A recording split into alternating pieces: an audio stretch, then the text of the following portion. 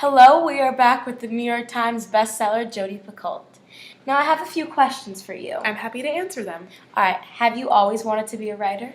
Yes, I have. Ever since I was little, I always, aspired to be a writer. It always was a dream of mine. I would, write a lot as a child, and I love to read, so that inspired me to write. What kind of things inspired you? A lot of my inspiration comes from my own experiences and, things I've witnessed first and second hand. A lot of, I get inspiration from movies, other books, and just things that I see in my, everyday life. Do you ever find it hard balancing your life as a mother and balancing it as an author? It is extremely difficult because, I have children and they're young, so, they're quite the handful. I take them to kindergarten back and forth, and I always try to spend time with them and, balance my life as an author and a writer. And it's hard to sit down for an hour and get, a couple chapters here and there when you have two young kids that want your attention at every time of the day. Well, what do you like to do when you're not writing?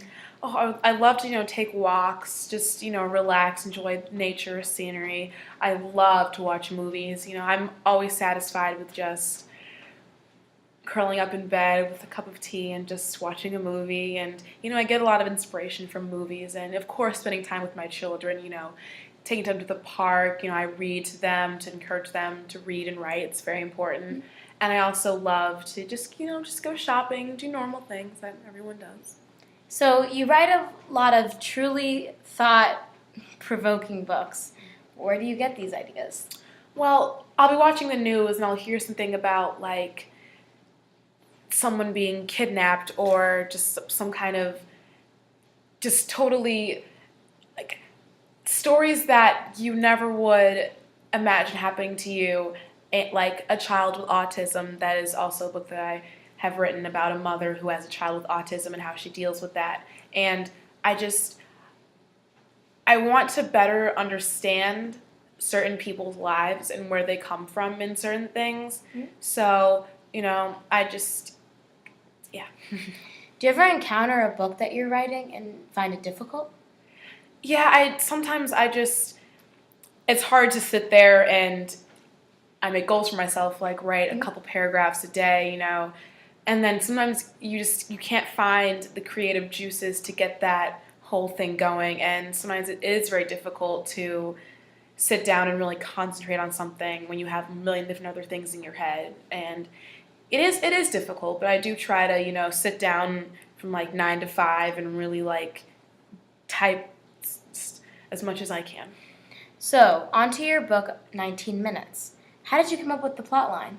I was actually watching the news with my husband and my children, and I saw this devastating story about a school shooting, and it really got me thinking about the effects of shootings and how a tragedy like that can take a community and completely just shift everything from where it was and just change everything. And I really wanted to,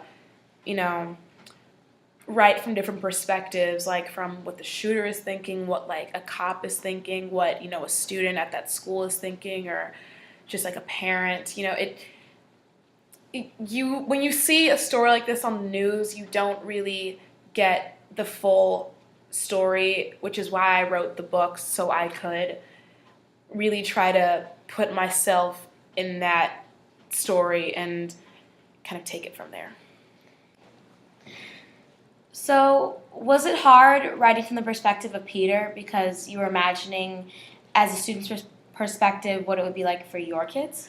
Yes, definitely. When I tried to get inside the mind of the shooter in my book, it really, I couldn't really get inside his head because I just can't imagine someone being pushed so hard to reach that breaking point in his life. Like, he truly hit rock bottom, and he really deals with that a lot in the book, and he, I can't imagine what it's like to be the target at your school for so long and growing up, just being bullied as a child. And, my book, what I do is I go back in time to first grade because, the kids in my book, they grew up together, all through high school, and it really shows how in like kindergarten, first grade, how the top students are really chosen, and the kids who are not as athletic or not as funny, not as popular, are picked on. And you can really see that at such a young age, and you can just see Peter deal with that throughout his life. And it does get really emotional sometimes, because you just think, wow, like, why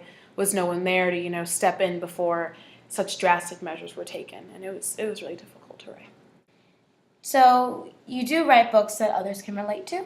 Yes, I try to write books that people can really sit down and think, wow, like, I've never thought of it that way. And I sometimes my books aren't really about things that common people can relate to, but I know that someone somewhere is reading my book and thinking, like, wow, like, that I really like connect with that. I really want my readers to connect with my books and really feel like they can lose themselves in the story.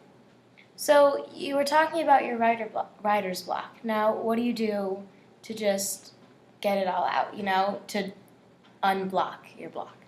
I go for jogs. It's not really something fun, but when you're outside and you're just jogging, you kind of see things, and it gets your brain flowing, and it's refreshing to just get out and be in the outside world and not sit at a desk and write. Or I watch movies, or just be out and just have a cup of coffee at Starbucks and people watch, just anything that'll really get my juices flowing. So do you have any advice to other writers? Yes. Write as much as you can, no matter what it is, little thoughts, just jot them down. The more you write, the better it improves your skills. And read is very important, because you might get an idea for a whole novel, like, from one sentence you read in a book when you were 5, and like you can take those thoughts and just take them wherever you want. And it is a difficult job. You can't just sit and expect yourself to write a full novel. It takes time, it takes patience, it takes a lot of hard work. And I really hope that a lot of young people aspire to be writers. It is a difficult job, but it definitely is worth it. I love what I do, and I'm really happy with it. Well, thank you, Mrs. McCult. This has been a 60 Minutes exclusive.